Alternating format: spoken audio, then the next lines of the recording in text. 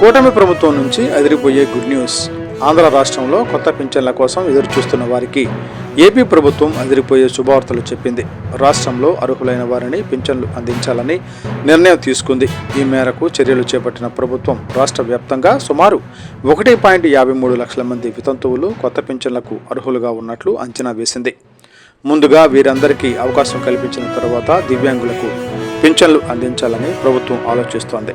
అయితే జూన్ 12 నాటికి కూటమి ప్రభుత్వం అధికారంలోకి వచ్చి 2 ఏళ్లు పూర్తి చేసుకుంటున్న సందర్భంగా కొత్త పింఛన్లను ప్రారంభించాలని ప్రభుత్వం ఆలోచిస్తోంది. అయితే ప్రస్తుతం కొత్తగా అర్హులుగా ఎంపిక చేసిన వారందరికీ నెలకి 4,000 చొప్పున పింఛన్ అందిస్తే ప్రభుత్వంపై నెలకు సుమారు 61 కోట్ల అదనపు భారం పడనుందని ప్రభుత్వం అంచనా వేసింది. అయితే ఇప్పటికే 1,00,000కు పైగా దివ్యాంగులు కొత్త పింఛన్ల కోసం దరఖాస్తు చేసుకోగా వితంతు పింఛన్లు ప్రక్రియ పూర్తయిన తర్వాత దివ్యాంగులకు కొత్త పింఛన్లు మంజూరు చేయాలని ప్రభుత్వం యోచిస్తోంది.